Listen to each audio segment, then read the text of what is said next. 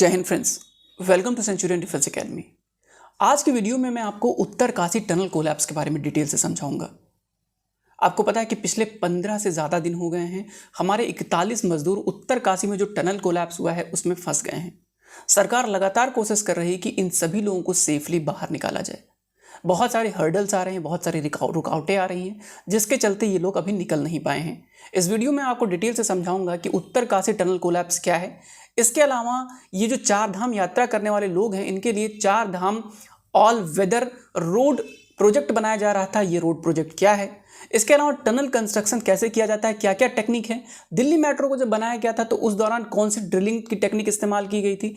हिमालय में जब भी कोई टनल बनाया जाता है तो उसमें कौन सी टेक्निक इस्तेमाल की जाती है। क्या क्या चीज़ों का ध्यान रखना चाहिए जब भी टनल बनाया जाता है। तो इन सभी चीज़ों को हम लोग डिटेल से इस वीडियो में डिस्कस करेंगे। तो चलिए शुरू करते हैं और समझने की कोशिश करते हैं कि उत्तर काशी टनल कोलैप्स क्या है। सबसे पहले मैं आपको बता दूं कि हुआ क्या है। ये आपके स्क्रीन के सामने जो मैप दिखाई दे रहा है, ये उत्तराखंड का मैप है। उत्तराखंड में एक डिस्ट्रिक्ट है जिसका नाम है उत्तर काशी।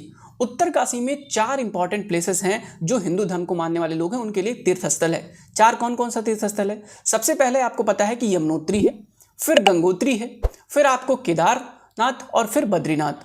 ये चार इंपॉर्टेंट प्लेसेस हैं जो कि उत्तराखंड में उत्तर काशी के आसपास अवस्थित हैं। यहाँ पे हिंदू धर्म को मानने वाले बहुत सारे लोग जाते हैं और पूजा करते हैं। अब चूंकि बहुत सारे लोग जाते हैं तो जाने में बहुत तकलीफ होती थी लोगों को। जितने भी तीर्थयात्री थे उनको जाने में बहुत समस्या होती थी। रीज़न, उबड़ खाबड़ रास्ता, पहाड़ी क्षेत्र, बर्फीला क्षेत्र, जिसके बाद लोग पहुंचने में बहुत समस्या होती थी। सरकार लगातार कोशिश कर रही थी कि कैसे करके कनेक्टिविटी मेंटेन किया जाए। इस बात को ध्यान में रखते हुए सरकार ने एक प्रोजेक्ट स्टार्ट किया जिसका नाम था चार धाम योजना। NH58 और NH129 के आसपास सारी चीज़ें बनाई जा रही हैं। खैर फिलहाल हम 58 की बात करेंगे। तो यहाँ पर क्या हुआ कि चार धाम योजना स्टार्ट की गई। इसके तहत रोड कनेक्टिविटी की जाएगी। ऑल वेदर, कोई भी मौसम हो, चाहे ठंडी, बरसात या जो है आपका गर्मी, कोई भी मौसम हो। खासकर जब ठंडी का मौसम होता है तो जनरली लोग केदार बद्रीनाथ की यात्रा नहीं कर पाते हैं। ठीक है, रीज़न क्या है, कनेक्टिविटी नहीं है ठीक तरीके से। तो इस चीज़ को मेंटेन करने के लिए सरकार लगातार कोशिश कर रही थी कि ऑल वेदर कनेक्टिविटी मेंटेन रहे इन सभी तीर्थस्थलों पे। तो इसके लिए सरकार ने स्टार्ट किया चार धाम योजना। तो सबसे पहले हम चार धाम योजना देख लेते हैं। आपके स्क्रीन के सामने जो दिखाई दे रहा है ये चार धाम, यमुनोत्री, गंगोत्री, केदार और बद्रीनाथ। ये आपस में थोड़े थोड़े डिस्टेंस पे हैं, लेकिन इनकी सीधी कनेक्टिविटी नहीं कि आप यमुनोत्री गए तो वहाँ से सीधे गंगोत्री फिर केदार, आपको थोड़ा थोड़ा लौट के आना पड़ता है अदर मार्ग से। तो इस चीज़ को, और वो भी रास्ते बहुत ख़राब हैं, तो इस चीज़ को सरकार हमेशा से टैकल करना चाहती थी। इसी के चलते Char Dham all weather connectivity project start किया गया। अब इस प्रोजेक्ट के अंतर्गत हुआ क्या कि इस प्रोजेक्ट के अंतर्गत 900 किलोमीटर का एक हाईवे तैयार किया जाएगा, NH125, 58 इन सबको मिलाकर। और इसी के थ्रू कैलाश मानसरोवर की जो यात्रा करने वाले लोग होते हैं, अब कैलाश मानसरोवर जो तिब्बत रीजन के आसपास है, वहां पर भी जिनको जाना होता है वो इसी रास्ते के थ्रू जाते हैं। ठीक है, एक और रास्ता है उधर नॉर्थ ईस्ट से है, उधर चाइना से होते हुए, तो वो एक अलग रास्ता है, उस पर बहुत डिफिकल्टी होती है। ये भी रास्ता बहुत नज़दीक पड़ता है अगर कैलाश मानसरोवर की यात्रा करनी है किसी को। लेकिन अब चूंकि कनेक्टिविटी है नहीं, इसलिए लोग इस रास्ते को कम अपनाते हैं कैलाश मानसरोवर की यात्रा के लिए। अब देखो, यहाँ पर जब ये रास्ता 900 किलोमीटर का तैयार हो जाएगा, जो हाईवे बनाने की कोशिश की जा रही है, जब ये तैयार हो जाएगा तो आसानी से लोग ये चारों धाम की यात्रा करेंगे और कैलाश मानसरोवर की यात्रा कर लेंगे। लेकिन अब इसमें समस्या क्या थी, रोड सही से बना नहीं था। अब सरकार ने ये चार Dham all weather project start किया। अब इसमें एक इंपॉर्टेंट लोकेशन हमें जानना है। ये जो आप देख रहे हैं आपके स्क्रीन के सामने, यहाँ पे ध्यान दीजिए, ये यमुनोत्री है। ठीक है, स्क्रीन के सामने आपकी यमुनोत्री दिखाई दे रहा है। यमुनोत्री के पास एक ये जो हाईवे जा रहा है, यहीं पे घटना हुई है सारी। यहाँ पे आप देखिए एक स्थान है बारकोट। बारकोट जो आपके रीजन दिखाई दे रहा है स्क्रीन के सामने, ये जो बारकोट है ना, सारा कहानी बारकोट के आसपास हुआ है। बारकोट के पास एक टनल है, एक टनल कंस्ट्रक्ट किया जा रहा है, सिलकियारा बारकोट टनल। इसका नाम क्या है, सिलकियारा बारकोट टनल। अब सिलकियारा और बारकोट ये दो अलग अलग, जैसे एक छोर इधर एक छोर इधर, दो छोर पे है ये दोनों। अब देखते हैं, थोड़ा सा और जूम आउट करने की कोशिश। ये पूरा मैप है उत्तर काशी टनल कोलैप्स जो हुआ है उसको मैं समझाने की कोशिश कर रहा हूँ। देखिए माउंटेन रीजन है पूरा का पूरा पहाड़ी क्षेत्र है। पहाड़ को काट के टनल बनाया जा रहा था ताकि कनेक्टिविटी मेंटेन की जा सके। कहाँ की कनेक्टिविटी करनी थी हमको, ये यमुनोत्री की घटना है सारी। आप गंगोत्री केदार में नहीं जाना है, आपको यमुनोत्री के पास रहना है। यमुनोत्री नेशनल हाईवे के पास ये सारी घटना हुई है। ठीक है, अब देखो ये पहाड़ है। अब पहाड़ में एक्चुअली बहुत सारे इंपॉर्टेंट लोकेशन है, जैसे कि ये सिलकियारा। ठीक है, ये सिल 11 ये एक एंट्रेंस है, इसी के आसपास सारी जो आप अभी इस टाइम फोटो देख रहे हैं टीवी में, ये सारा इसी के आसपास की कहानी है। यही इमेज आपको दिखाई दे रहा है यहीं पे। अब इसके बाद दूसरा एक इंपॉर्टेंट लोकेशन, यहाँ पे क्या हुआ है, रॉक फॉल हुआ है, मतलब जो पत्थर थे वो टूट गए और उसके बाद जितने भी मजदूर अंदर काम कर रहे थे वो ट्रैप हो गए। ठीक है, जितने मजदूर काम कर रहे थे, जैसे इधर मजदूर हैं और इधर आगे रॉक फॉल हो गया, तो क्या हो गया, ये मजदूर सारे ट्रैप हो गए यहाँ पे, यही कहानी हुआ है। तो यहाँ पे मजदूर ट्रैप हो चुके हैं। अब लगातार क्या हुआ है कि अच्छा, एक तीसरा चौथा लोकेशन आप इंपॉर्टेंट देख लो, बारकोट वाला लोकेशन। बारकोट सबसे लास्ट में, सबसे आगे सिल 11, फिर इधर बारकोट, तो बीच में जितनी भी है उसमें मजदूर फंसे हुए हैं हमारे 41 मजदूर। अब थोड़ा सा और कहानी में आगे बढ़ते हैं। देखो, अगर किसी को एग्जैक्ट लोकेशन अभी भी नहीं समझ में आया है तो आप ये वाले स्क्रीन पे आप ध्यान दो थोड़ा सा। सिल 11 से बारकोट, सिल 11 से बारकोट, ये उत्तरकाशी डिस्ट्रिक्ट है उत्तराखंड का।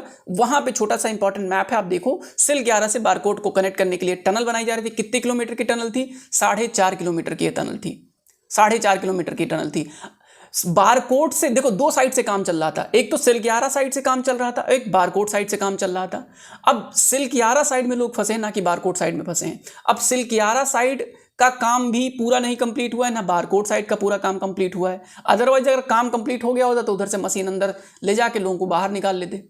अब फंस गए यहाँ पे, क्योंकि बीच में पत्थर टूटे नहीं है ना, तो वो इस साइड बारकोट साइड में भी नहीं जा सकते, सिल 11 में इसलिए नहीं जा सकते क्योंकि ऑलरेडी रॉक फॉल हो चुका है। अब उसी रॉक को तोड़ने की कोशिश की जा रही है, लोगों को निकालने की कोशिश की जा रही है और वर्टिकल शिफ्टिंग की गई। ऊपर से जो ये वर्टिकल शिफ्ट लिखा हुआ है ना, वर्टिकल शिफ्ट से क्या हो रहा है, फूड वगैरह वहीं से पहुंचाया जा रहा है लोगों को, जो अंदर फंसे हुए हैं, फूड, मोबाइल, वो सब वहीं से पहुंचाया जा रहा है। बात तो कर ही रहे हैं लोग, सेफ हैं, वो सारी चीज़ें बताई जा रही हैं, सेफली निकल भी आएंगे, लेकिन बहुत सारे सवाल खड़े होते हैं इस टाइम कि भाई ऐसा कैसे हो गया, ऐसा कैसे हो गया कि इतनी आसानी से लोग फंस गए। मतलब इतने सारे टनल्स बने हैं भारत में और इस टनल में लोग कैसे फंस गए? इसका पहला रीजन है सॉइल इशू, मिट्टी की सही से जांच नहीं हुई। अब देखो, ये मैं एकदम दावा नहीं कर रहा हूं, जो मैं कह रहा हूं वही मैं कोई जियोलॉजिस्ट हूं, नहीं। जो लोग जियोलॉजिस्ट हैं वो लोग कह रहे हैं कि भाई कुछ चीजें हुई, जैसे कि पहली चीज क्या हुई, मिट्टी की सही से पैमाइश नहीं की गई। जो रॉक है, रॉक की सही से पैमाइश नहीं की गई। हुआ क्या, यहां का मिट्टी ले ली, उसके बाद थोड़ी सी रॉक यहां की उठा ली और थोड़ी सी रॉक बारकोट रीजन की उठा ली, और उसके बाद क्या किया इन्होंने कि इन रीजन की रॉक्स को ले जाके लैब में परीक्षण किया और उसके बाद निष्कर्ष निकाल दिया कि इतने प्रेशर से अगर हम ड्रिलिंग करेंगे तो ये आसानी से टनल बन जाएगा। अब इन्होंने बीच के रॉक्स का जो है परीक्षण नहीं किया, 3 जगह के रॉक का परीक्षण किया और उन परीक्षण के बाद निष्कर्ष निकाल दिया कि इतने प्रेशर से खुदाई करेंगे तो टनल आसानी से बन जाएगा। ठीक है, परीक्षण इसलिए करते हैं कि कितनी मान लो कि कोई चीज़ है, अब ठुकाई करनी है हमको, तो कितना प्रेशर से ठुकाई करेंगे कि टूट जाए। ठीक है, हमारी जरूरत के हिसाब से टूटे। अब पता लगे बहुत तेजी से मार देंगे तो पूरा का पूरा टूट जाएगा, तो इसलिए परीक्षण करने के लिए रॉक्स को लैब में भेजा जाता है। अब जब रॉक्स लैब में गए तो हुआ क्या, 3 ही जगह के गए, इन्होंने निष्कर्ष निकाल दिया कि भाई इस प्रेशर से आप दबाव डालिए टनल बन जाएगा। अब गलती ये हो गई कि इनको ये नहीं पता था कि बीच की रॉक भरभरी थी, गिरने लायक थी, टूटने लायक थी, अचानक से क्या हुआ, टूट गई। तो सॉइल का सही से पैमाइश न करने की वजह से ये रॉक्स टूटी हैं। दूसरा इंपॉर्टेंट, वाटर इशू हो गया। कहीं कुछ लोगों को लगता है कि वाटर लीकेज हो गया अंदर ही अंदर और पानी भरता चला गया, अचानक से ट्रैप जब ज्यादा हो गया, प्रेशर ज्यादा हो गया वाटर का, तो उसने जो रॉक को ब्लास्ट कर दिया और रॉक टूट के बीच में गिर गए। तो रॉक टूट के बीच में गिर गए तो इधर मजदूर फंस गए, बाहर से अब तोड़ने की कोशिश की जा रही है कि अंदर से मजदूर जो है बाहर निकले। तो पानी के वजह से भी और मिट्टी की वजह से या रॉक की वजह से, चट्टान की वजह से हो सकता है ये टनल कोलैप्स किया हो। ठीक है, तो अब देखो ये जो वाटर यहाँ पे कुछ लोग बता रहे हैं कि यहाँ पे वाटर फंस गया है बहुत ज्यादा, जिसके चलते ये सारा चीज हुआ था। अब क्वेश्चन ये है कि भाई इसको टेंडर किसको मिला था, इस चीज का टेंडर किसको मिला था? तो उसका टेंडर हैदराबाद की एक कंपनी थी, नवयुग इंजीनियरिंग कंपनी थी। ठीक है, ये कंपनी थी जो इस टनल को बना रही थी, 4.5 किलोमीटर के इस टनल को। और इस टनल को टेंडर किसने दिया था इस कंपनी को? National highway and infrastructure development corporation limited.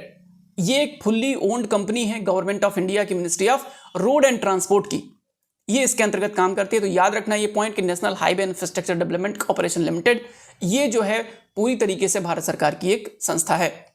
Now tunnel construction 2 प्रकार से होते हैं, बड़ी इंपॉर्टेंट टेक्निक है ये। टनल कंस्ट्रक्शन की 2 इंपॉर्टेंट टेक्निक, पहली डीबीएम मेथड और दूसरा टीबीएम मेथड। डीबीएम टीबीएम, जो दिल्ली मेट्रो बना था, ये टीबीएम टनल बोरिंग मशीन का इस्तेमाल करके बना था। और जो माउंटेन रीजन में होता है, जहां पे चट्टान बहुत हार्ड होती है, बहुत टफ होती है, उनको तोड़ना मुश्किल होता है, वहां पे ड्रिल एंड ब्लास्ट मेथड का इस्तेमाल किया जाता है। अब ये दोनों मेथड कैसे काम करते हैं थोड़ा सा एक्सप्लेन करता हूं, बहुत जानने की जरूरत नहीं है। यहां पे आप देखोगे, पहले ड्रिल एंड ब्लास्टिंग मेथड को देख लेते हैं। ड्रिल ब्लास्ट मेथड का क्या होता है कि कोई चट्टान बहुत टफ है, टूट नहीं रही है, वहां पे क्या करेंगे, ड्रिल मशीन लगा के पहले ड्रिल कर देंगे और इतनी ड्रिल कर देंगे कि वहां पे अपना विस्फोटक पदार्थ रख सकें। विस्फोटक पदार्थ रखेंगे, बम रख देंगे वहां पे, फिर ब्लास्ट कर देंगे। जब ब्लास्ट करेंगे तो ज्यादा मात्रा में जितना हो सकता है उतना तोड़ देगा, जितना ज्यादा हो सके उतना तोड़ देगा। तो यही होता है ड्रिल एंड ब्लास्ट मेथड, जिसमें ब्लास्ट का इस्तेमाल करते हैं, बम का इस्तेमाल करते हैं किसी भी टनल को बनाने के लिए। लेकिन ये बहुत प्रिसाइज नहीं होता है। अब ब्लास्ट करोगे तो जितना एरिया रिक्वायर्ड होगा, हो सकता है उससे कम या हो सकता है उससे ज्यादा जो है क्या हो जाए, टूट जाए। लेकिन जो दिल्ली मेट्रो बनी थी, जो दिल्ली मेट्रो जो मैंने आपको बताया ना, ये दिल्ली मेट्रो जो बनी थी ये टनल बोरिंग मशीन से बनी थी। टनल बोरिंग मशीन मतलब क्या होता है, एक बोरिंग मशीन होती है, जितना बोरिंग तो आपने सुना ही होगा अपने गांव में, बोरिंग करते हैं ना पानी वानी निकालने के लिए, ठीक है। तो बोरिंग बहुत प्रिसाइज होती है, जितनी एरिया में रिक्वायर्ड होती है उतनी ही बोरिंग होती है, वहां से पानी निकलता है, अपना काम हो जाता है। तो टनल बोरिंग जो मेथड है, ये टनल बोरिंग मेथड बहुत प्रिसाइज है, लेकिन ये उस रीजन में ही सक्सेसफुल है जहां की चट्टानें बहुत सॉफ्ट हैं। जैसे कि अभी यूपी, बिहार और दिल्ली का रीजन, यहाँ पे चट्टानें बहुत हल्की हैं, आसानी से जो है टनल की बोरिंग की जा सकती है। लेकिन पहाड़ की बोरिंग कैसे करोगे भाई, मशीन टूट जाएगी। अभी जो ड्रिल मशीनें चल रही हैं ना उत्तरकाशी में, वो टूट चुकी हैं, बहुत सारी मशीनें, ब्लेड्स टूट चुकी हैं, इतना हार्ड है रॉक वहां का। इसके चलते ब्लास्ट करना पड़ता है वहां पे टनल्स बनाने के लिए, और ब्लास्ट के दौरान ही कुछ ऐसा ब्लास्ट हो गया जिसके बाद ही हमारे इतने सारे मजदूर फंस गए। तो हिमालयन रीजन में आपको ड्रिलिंग एंड ब्लास्टिंग का इस्तेमाल करना पड़ता है। जब भी आप कभी कोई टनल कंस्ट्रक्शन करते हैं तो आपको 3 चीजों का ध्यान रखना होता है। पहली चीज, रॉक इन्वेस्टिगेशन आपको बहुत अच्छे से करना होगा, जैसा कि मैंने बताया कि यहाँ पे रॉक इन्वेस्टिगेशन सही से नहीं हुआ। दूसरी चीज आपको क्या ख्याल रखना होता है, मॉनिटरिंग एंड सपोर्ट सिस्टम बहुत अच्छे से बनाना होगा कि अगर कहीं भी कुछ हो रहा है उसकी प्रॉपर मॉनिटरिंग हो, कहीं भी किसी भी तरीके से लापरवाही न बरती जाए। और शायद ऐसा ही कुछ गड़बड़ हुआ है जिसके बाद ये चीजें उत्तरकाशी में दिखाई दी हैं। और तीसरी इंपॉर्टेंट चीज, एक इंडिपेंडेंट जियोलॉजिस्ट होना चाहिए। देखो बहुत सारी चीजें होती हैं जब आप टनल्स बनाते हो, जियो फिजिकल, जियो केमिकल, जो है रॉक सिस्टम, तो जियोलॉजिस्ट की बहुत ज़रूरत होती है। जब भी कोई टनल्स वगैरह बनाने की बात होती है तब प्राइवेट इंडिविजुअल जियोलॉजिस्ट बहुत अच्छा रोल अदा करते हैं। उनको अच्छा पैसा दीजिए, उनको सामने रखिए, आज़ादी दीजिए, बताएं कि भाई टनल्स में यहाँ पे गड़बड़ हो सकती है। तो जियोलॉजिस्ट का असेसमेंट बहुत ज़रूरी है ताकि वो ठीक तरीके से टनल हमारा कंप्लीट हो सके।